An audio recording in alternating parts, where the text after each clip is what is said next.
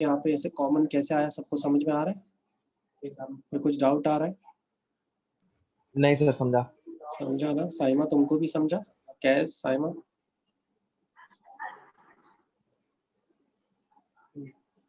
उसी तरह से यहाँ पे भी देखो, ये 2j plus 0j of course 2j ही होने वाला है। 2j plus 1j becomes 3j।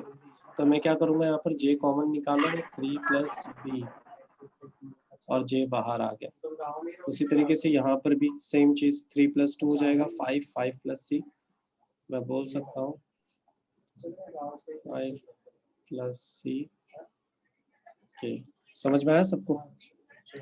ये कितना पार्ट समझ में आया ना सबको कैसा है? 4 को अगर अंदर डाल हाँ दो सर। क्या हो जाएगा, ये हो जाएगा 4i प्लस 4 2 ज़ा 8j माइनस ये हो जाएगा 4k।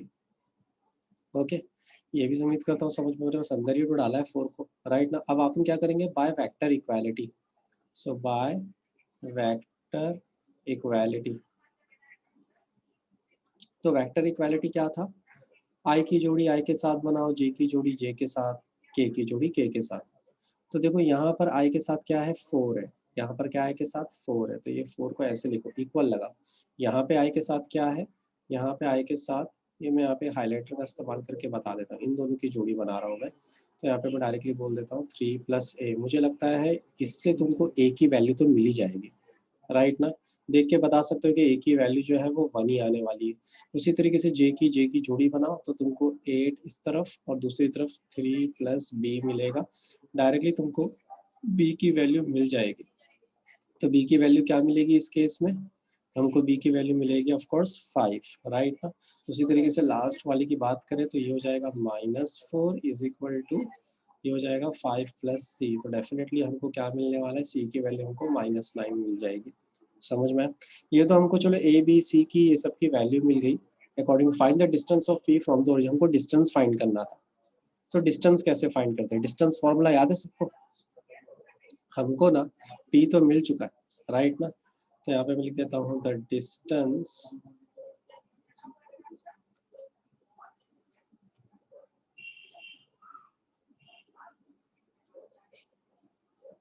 अगर डिस्टेंस फॉर्मूला सबको याद नहीं तो मैं बता दूं, वही x2 माइनस x1 का होल स्क्वायर प्लस y2 हाँ वही वाला फॉर्मूला। तो सिंस हमारा ओरिजिन से पूछा है तो ओरिजिन तो डेफिनेटली 0 ही रहने वाला है, राइट ना? तो हम क्या कर सकते हैं, डायरेक्टली इस चीज़ को शॉर्टकट कर लेते हैं, क्योंकि हमारा जो ओरिजिन है वो 0 है हमारे केस में। तो मैं डायरेक्टली वो 0 माइनस ऐसा लिखने की ज़रूरत ही नहीं, डायरेक्टली तुम यहाँ पे बोलते ना ये 1 स्क्वायर 5 स्क्वायर और -9 स्क्वायर लिख दो, क्या फ़र्क पड़ता है, राइट ना? आना तो वही है घूम फिर के, राइट ना? ये हो जाएगा 1 प्लस 25 प्लस 9 9 सा 81 होता है, राइट ना? इन सबको ऐड करो, तो ऐड करेंगे तो कितना आएगा? ओके, ये हो गया तुम्हारा आंसर। क्या सबको समझ में आया ये? यस। हाँ सर। तो जरा ध्यान से देखो क्या क्या दिया हुआ है। वो दो वर्टाइसेस दिए ट्रायंगल के, ए दिया है बी दिया है, and the centroids of a triangle यानी सेंट्रोइड भी दिया हुआ है। क्या मिसिंग है इस पूरी सिचुएशन में? सी मिसिंग है, राइट ना? यानी एक ट्रायंगल के जो 3 साइड्स होते हैं ए बी सी, तो सी मिसिंग है, बाकी सब दिया हुआ है। यानी अगर मैं फॉर्मूला लगाऊं ना तो देखो G is equal to A plus B plus C upon कितना आएगा, कोई बता सकता है अपॉन कितना आएगा? कैश? 3। यस 3, क्योंकि टोटल 3 नंबर्स, ठीक है, 3 वेरिएबल्स है। अच्छा मैं क्या बोलता हूँ, हमको इस बार क्या फाइंड करना है, हमको तो ये फाइंड करना है। तो फॉर्मूला ना इसके हिसाब से बना, कैसे बनाऊंगा मैं पहले 3 को इधर शिफ्ट कर देता हूँ, तो ये हो जाएगा 3G ए प्लस बी प्लस सी, राइट ना? और क्या कर सकता हूँ, ए प्लस बी को भी इक्वल के इस तरफ फेंक दूँ, तो कैसे हो जाएगा, सी इज इक्वल टू ये हो जाएगा 3G माइनस ब्रैकेट ए प्लस बी। क्या सही है, यहाँ तक सबको समझ में आ रहा है, हाँ सर। राइट ना? और मेरे ख्याल से ये ज़्यादा बेटर है, इससे अच्छा मैं माइनस को अंदर घुसाऊँ वो बात की बात है, तुम पहले दोनों वेक्टर को ऐड कर लेना फिर माइनस अंदर घुसाना, साइन चेंज करना। मैं क्या बोलता हूँ, क्या ये सॉल्व करने की ज़रूरत है कि तुम लोग कर लोगे, क्योंकि देखो ए दिया है बी भी दिया है जी भी दिया हुआ है, सिर्फ सब्स्टिट्यूट करना है तुम लोगों को। ये कर लोगे फरहान साइमा कैस कुसुम? डायरेक्ट सब्स्टिट्यूट हाँ सर। करोगे हाँ सर। डायरेक्ट आंसर आ जाएगा, समझ में आया? तो इसको कर लेना प्लीज़, इसका स्क्रीनशॉट यहाँ तक का ले लोगे तो बेटर है।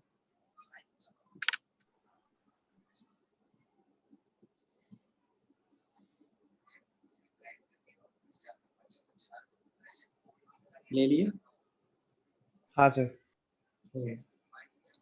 अब बात करते हैं क्वेश्चन नंबर, मैंने 10th तुम लोग को बोला एज अ होमवर्क, 8th वाला भी as a homework, okay 7th वाला करते हैं कि थोड़ा थोड़ा तुमको मैचिंग लगेगा। रीजन देखो ज़्यादातर क्वेश्चंस इस तरह से बने यहाँ पर कि तुमको इनमें कुछ बोलते ना एज अ प्रूफ करना है। क्या प्रूफ करना है यहाँ पर? बिल्कुल थ्योरम स्टाइल में, जैसे कि यहाँ पर बोल रहा है कि प्रूव दैट कि क्वाड्रिलेटरल जो है ना तुम्हारा इज एक पैरेललोग्राम है, अगर बोलते ना उसके डायगोनल बाइसेक्ट करते हैं तो वो पैरेललोग्राम है। तुम्हारा जो क्वाड्रिलेटरल है वो बोलते ना पैरेललोग्राम कब बनेगा? अगर उसके डायगोनल बाइसेक्ट करेंगे तो। जाहिर सी बात है इन तरह के क्वेश्चन में अक्सर केसेस में तुम लोगों को डायग्राम बनाने के लिए बोला जाता है। तो चलो डायग्राम अगर मैं इसका बनाऊं तो ये इसका डायग्राम कैसे बनेगा, ध्यान से देखो, ये हो जाएगा इसका डायग्राम। याद रखना एकदम परफेक्ट डायग्राम बनाने की जरूरत नहीं है, बस थोड़ा सा लगे कि हाँ तुमने अच्छा बनाया, बस उतना ही काफ़ी है।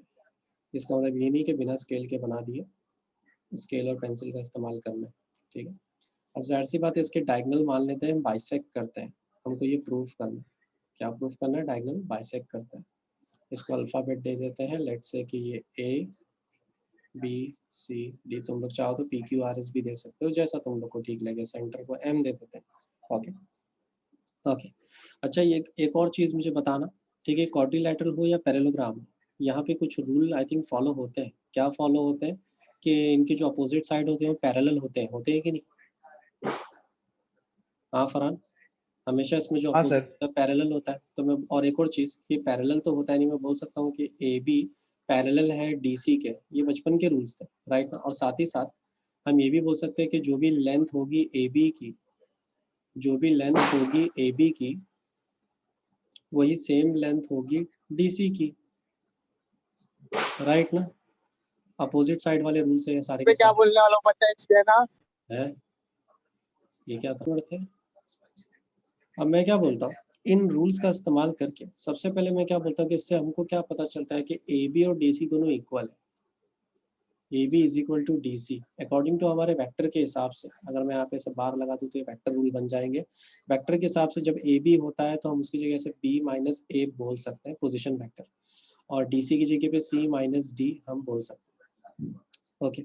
इतना करने के बाद अभी एग्जैक्टली इसमें हमको प्रूफ क्या करना है कि इसके डायगोनल बाइसेक्ट करते हैं, यही प्रूफ करना था ना हमको, राइट।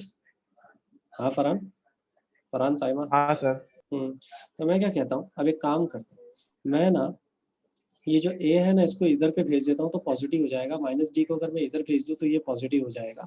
ये कुछ इस तरह से दिखेगा, ए प्लस सी, ये हो जाएगा ए प्लस सी, और ये कितना हो जाएगा? ये हो जाएगा B plus D, okay. Divide both the side with 2।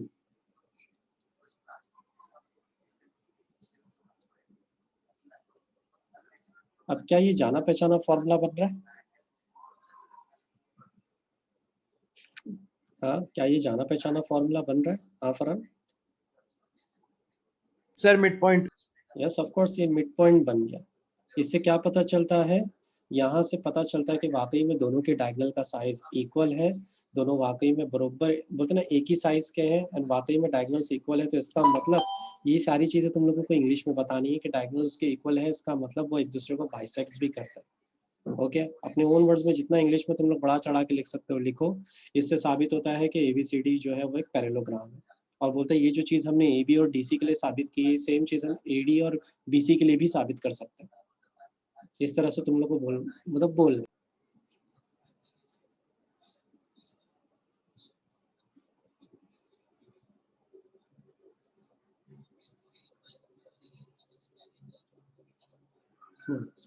तो क्वेश्चन में एग्जैक्टली वो यही कह रहा है जैसा कि तुमको यहाँ पे डायग्राम में दिखाई दे रहा है। अब तुमको यहाँ पर क्या करना है, ये चीज़ को साबित करना है कि जो लाइन जोड़ रही है एडजेसेंट लाइन, मिड पॉइंट बनाते हुए तुम देख सकते हो P is a mid point of A B, Q is a mid point of B C, R is a mid point of D C, ये डी है by the way, okay. And S is a mid point of A B. वो quadrilateral जो है वो एक parallelogram बना रहा है। तो एग्जैक्टली देखते हैं कि जो अभी मैंने वर्ड बोले ना तुम लोग को, ये मिड पॉइंट वाले, इसी चीज़ को सबसे पहले लिख दो ताकि तुमको ये यूज हो। तो मैं क्या बोल सकता हूँ, बाय यूजिंग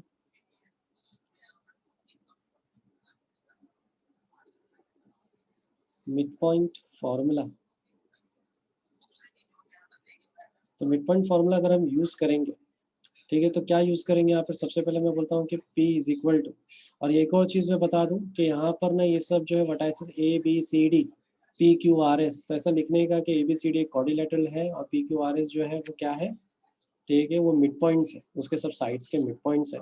और ये भी बोलने का कि ABCD स्मॉल अल्फाबेट जो है ना, स्मॉल अल्फाबेट में स्मॉल ABCD ABCD PQRS वगैरह वगैरह, वो सब क्या है, उसके पोजीशन वेक्टर है। ये बोलने की हैबिट डालने का ज़्यादातर क्वेश्चन है, ठीक है।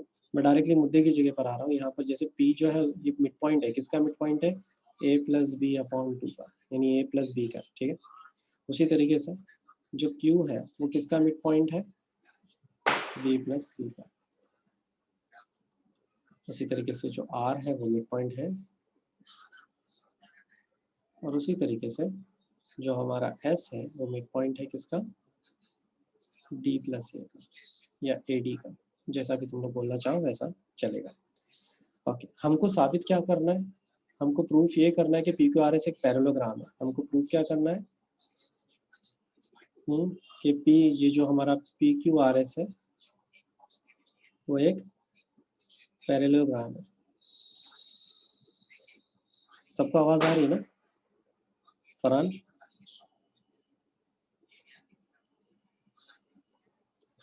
फरहान क्या है? कुसुम, साइमा? हाँ सर, आ रही है आवाज। आ रही है ना? फरहान किधर चला गया? हाँ फरहान,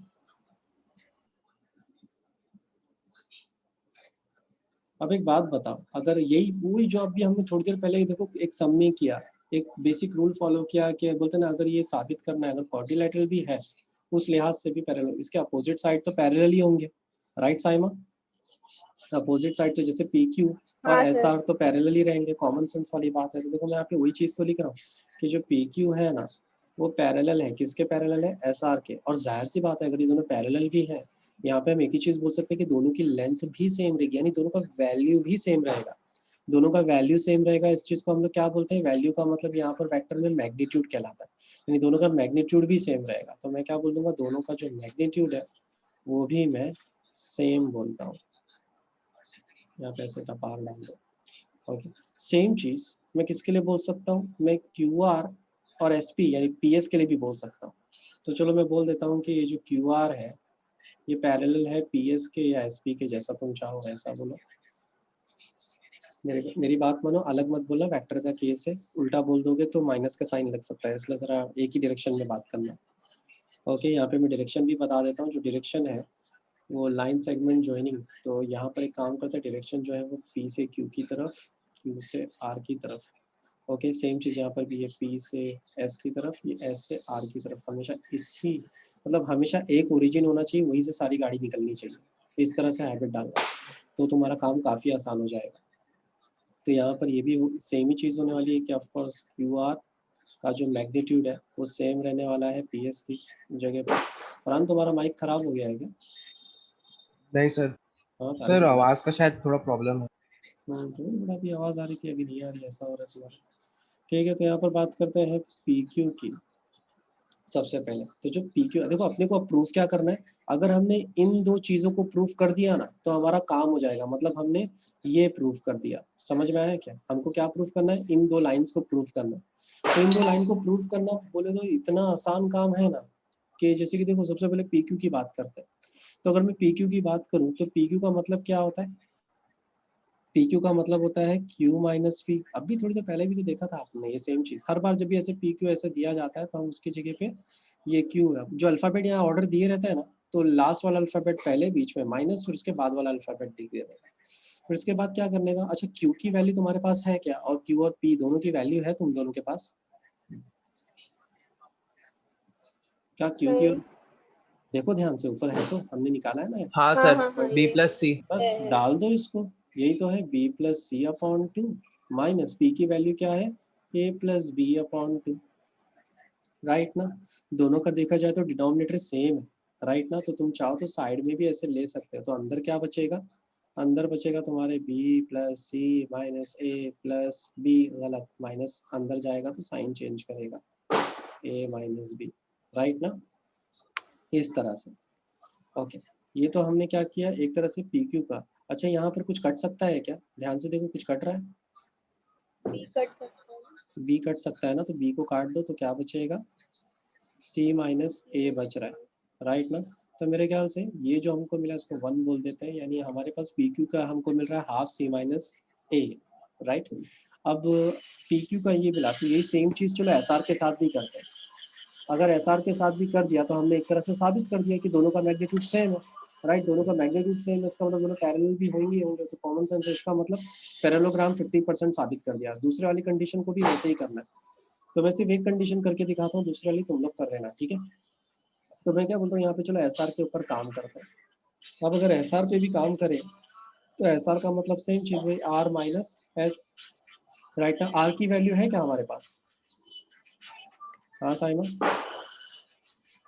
फरहान साइमा, आर है की ना value, sir, C plus D हाँ by sir, C plus D by 2, मैंने एस की वैल्यू भी है B plus D plus C by A D A plus C A, by D.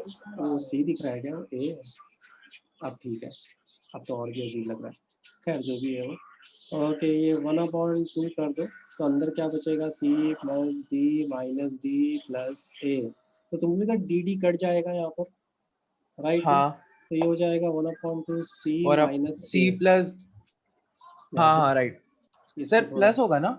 नहीं एक्चुअली जब ये माइनस अंदर जाएगा, अच्छा अच्छा, हाँ हाँ बोलते ना ये शॉर्टकट करने का नतीजा है और कुछ नहीं, मतलब मैं शॉर्टकट कर रहा हूँ इसलिए गड़बड़ कर रहा हूँ, बाकी सही है अभी, ठीक है। तो ये देखो ध्यान से देखो, फ्रॉम 1 and 2 हम बोल सकते हैं कि पहला कंडीशन हो गया सेटिस्फाइड, राइट ना।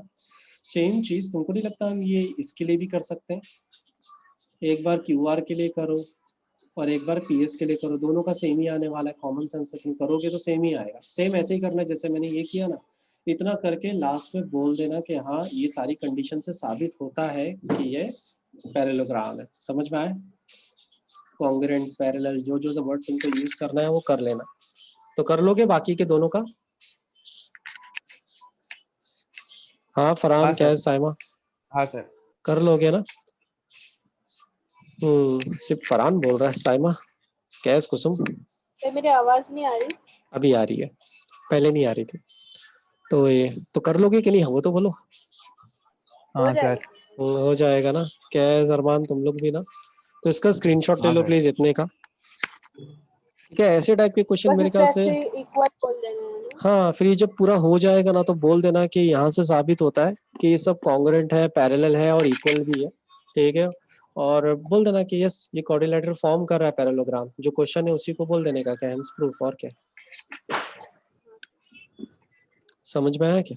तो इट्स बहुत सिंपल टाइप के हाँ सर क्वेश्चन है, समझ। ये कोई मुश्किल कैटेगरी वाले सम नहीं है।